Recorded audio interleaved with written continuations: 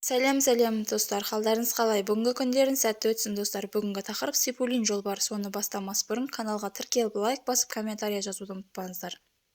Танымал әнші, сазгер Сейфуллин жолбарыс 2 қазан күні жеке ән кешін өткізбек.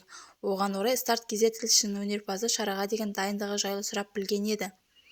Санаулы күндерден соң көптен күткен жеке кешіңіз өтеді. Дайындық жұмыстары қалай болып жатыр? Бұл жолы бұрынғы кештен несімен ерекшеленбек деп сұрады. Сейфуллин 2 қазан күні өтетін концерттің дайындығы қызу жүріп жатыр. Мен өзім барлық кештерін жанды дауыспен өткізем. Бұл жолы ерекше аспаптармен қосып жатырмын. Үнді халқын және Армения халқын және басқа да ұлттық аспаптарда болады. Бұл жай кеш емес, есеп беру кешім. Өзім 50 жасқа, ал сахнада ғұмырым 30 жасқа келді. Осы аралықта Сейфуллин өнердегі жұмыстарын еске алып қайта бағалайтын болады, деді. Отбасыңыздан сізден басқа адамдардың өнерге қызығушылық танытатынын білеміз. Тағы да кімдер сахнада көруіміз мүмкін? Ұлым Бейбарыс 2 гитарада ойнайды. Ол да кішкентай жігіт емес, қазір 19 жаста. Өнерге тікелей қатысы болғандықтан тәжірибе жинасын деген мақсатта сахнаға бірге шығамыз.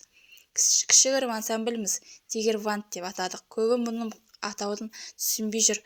Қиындығы жоқ. Жолбарыстың ағылшынша атауы. Бұлай бұйыртса жеңгелерінде сахнаға шығады. Өздеріңіз білесіздер. Басқа ұлттың қызы. Бұл кеште менің әндерім және ең бастысы қазақ халқының әнін орындайтын болады. Орыстың қызы қазақ халқының әнін егерімен келтірсе, ол біздің қазақ өнерін көтерілгені деп есептеймін. Сондықтан халық әнін айтқызып жатырмын. Одан кейін көптеген қонақтар болады. Атап айтқанда аға буыннан Медеу Арынбаев, Жеңіс Ысқақова және жастар да болады. Ұлыңыз қанша жастан өнерге бейімдедіңіз? Ұлымның бір әлемді қалыптап сахнаға бірге шығуымыздың өзі үлкен қуаныш. Шын мәнінде терең түсінген адамға ұл қызымен сахнада бірге өнер көрсету бақыт екенін. Кішкентайымнан шатаспасам 4-5 сыныптан бастады. Көз ашқаннан әкесінің гитара ойнаған көрді. Сол гитарадан бастап сол гитараны әлі оқып жатыр. Әңгіменің барысында ұлыңыздың оқудан шығып кеткенін біліп қалдық. Толықтырып өтсеңіз. Иә, балам оқудан шығарып жібергені рас.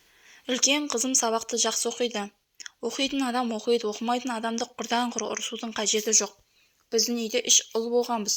Нұрпейіс, Шаймерден деген ағаларым өмірден озып кетті. Шаймерден деген ағам Қызылға бітірді де Нұрпейіс ағам мектептен шығып кіріп жүріп, әрең зорға бітірді. Сонда әкем оқитын адам оқиды, оқымайтын адамды құрдан-құр жекенді кетірме деп жиі айтатын.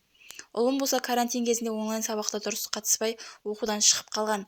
Бірақ қазір ол оқудан шыққанда қуанбайтын шығар, себебі мен оны беттер қуалап жатырмын. Менің берген тапсырмаларым: жеке гитарадан сабағым, мұғалім, спорты бар. Бұрынғыдан беттер қолы тимейді. Қазір колледждің сабағы рахат қой. Кейде өзі қап студенттік өмірім жақсы еді ғой деп қояды ұлым.